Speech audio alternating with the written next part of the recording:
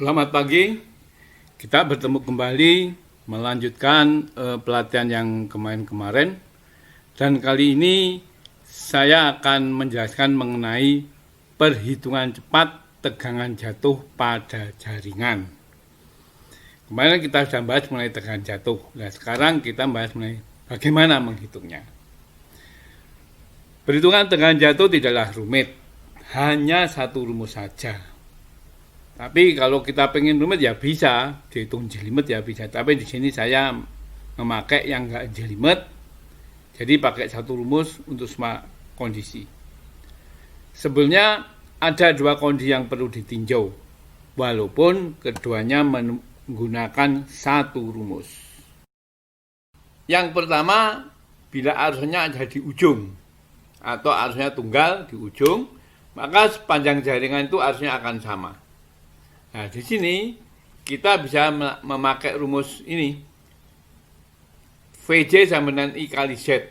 Nah, ini langsung aja dipakai. VJ-nya itu tegangan jatuh, I-nya arus tadi yang di ujung, Z-nya impedasi dari jaringan tersebut. Akan tetapi, bagaimana kalau bebannya tidak tunggal? Nah, ini masalah yang timbul sehari-hari. Jadi, misalkan seperti gambar di sini, ya. Jaringannya itu mempunyai 4 beban. Ini contoh yang gampang aja ya. A, B, C, D. Beban tidak sama besarnya. Jadi A tidak sama dengan B, tidak sama dengan C, tidak sama dengan D. Selain itu, jarak AB tidak sama dengan BC, tidak sama dengan CD. Nah, kita bisa menghitung secara cepat juga dalam hal ini. Yaitu kita gunakan apa yang disebut dengan faktor distribusi. Nah, inilah dengan faktor distribusi kita cepat menghitung tegangan jatuh pada jaringan yang mempunyai beban yang banyak dan tidak sama jaraknya. Bagi contoh ini, jadi dengan menggunakan faktor distribusi maka kita bisa menghitung tegangan jatuh atau VJ sama dengan akar 3 kali W kali D kali Z kali KB dibagi E, di mana W daya yang dikirim kVA, I arus yang dikirim ampere, D panjang jaringan kilometer, Z ekuivalen impedans dari jaringan ohm per kilometer, sedangkan E adalah tegangan sumber antar line kV. Jadi dari rumus ini nanti akhirnya kita akan dapat ini yang VJ sama dengan akar 3 WD kali Z kali KB dibagi E. Ini rumusnya nggak perlu saya jelaskan ya, kita langsung aja melihat rumus terakhirnya saja. Lalu apa sih sebenarnya faktor distribusi itu? Nah, ini saya pakai contoh aja ya, yang gampang aja. Misalkan pada suatu jaringan dengan beban terdistribusi merata, artinya apa? Arusnya sama, jaraknya sama. Maka di sini KB adalah I kali D tambah I kali 2D tambah I kali 3D sampai dengan I kali ND. N itu jumlah apa itu? Bebannya tadi. Dibagi I kali N kali D kali N. Nah, ini kalau kita hitung terus, KB mendapatkan 0,5. Jadi pada beban merata, maka KB sama dengan 0,5. Jadi inilah menghitung KB-nya seperti rumus yang ini. Nah, ini menghitung KB. Kalau D nggak sama, ya nggak D2D, tapi D ditambah D plus berapa, tambah D plus berapa lagi, terus gitu. Sampai terakhirnya, yang terakhir ya panjang jaringan itu D-nya. Ya. Oke, saya kira ini bisa dihitung sendiri untuk KB-KB lainnya. Dalam praktek, maka untuk menghitung KB dilakukan dengan membandingkan voltage drop sebenarnya dengan voltage drop bila bebannya tunggal. Misal, voltage drop hasil pengukuran 0,9 kV. Ini kita ukur di ujung ya. Oh, 0,9 kV. Apa? Tegangan dropnya. Jadi mungkin kalau satu sini di ujung sini 20 kV, maka di ujung satunya atau pada pengiriman 20 kV diterimanya itu menjadi 19,1 kV. Jadi voltage dropnya 0,9 kV.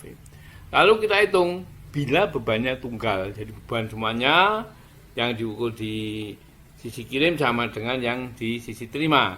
Itu kita masukkan lalu kita hitung. Ternyata 1,2 kV misalkan ya. Maka besar KB-nya adalah untuk sistem jaringan tersebut 0,9 dibagi 1,2 kali 1 sama dengan 0,75. Itulah kira-kira cara menghitung harga KB di dalam praktek. Ini contoh persoalan, saya kira ini nggak usah saya jelaskan ya, bisa dibaca sendiri di sini.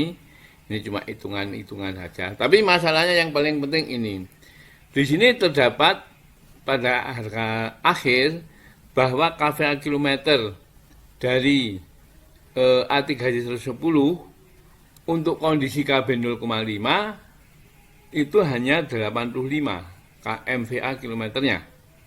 Ya. Jadi bila panjang jaringannya 10 km, maka untuk pembebanan merata jaringan hanya dapat dibebani 8,5 MVA. 8 bagi 10 ya. Atau 245 ampere walaupun kapasitas hantar arusnya 345 ampere. Nah, kalau dibebani lebih 245 ya dropnya akan lebih dari 1 kV. Itulah kira-kira contoh soal ini secepatnya ya.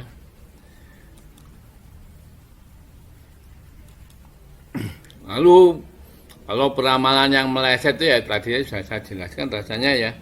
Kalau pertama kali diramal misalkan berapa ya, misalkan 8 MVA ya, ternyata akhirnya menjadi 10 MVA, maka tegangan jatuhnya yang tadi diperkirakan 1 kV menjadi 10 per 8 kali 1 sama dengan 1,25 kV.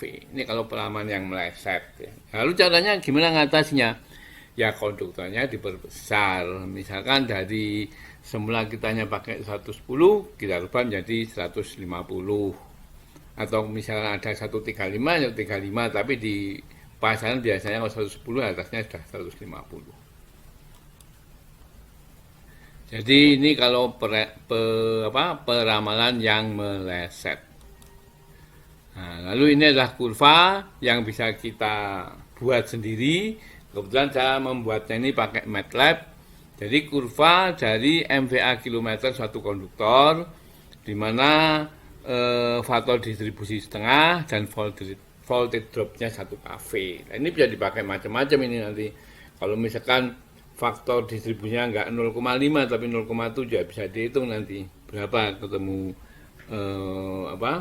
voltage dropnya dan lain sebagainya.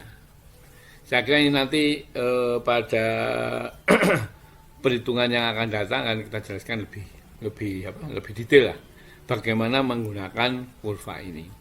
Mungkin dalam bab yang kita sudah masuk ke perencanaan jaringan. Nah, itu akan kita jelaskan secara rinci.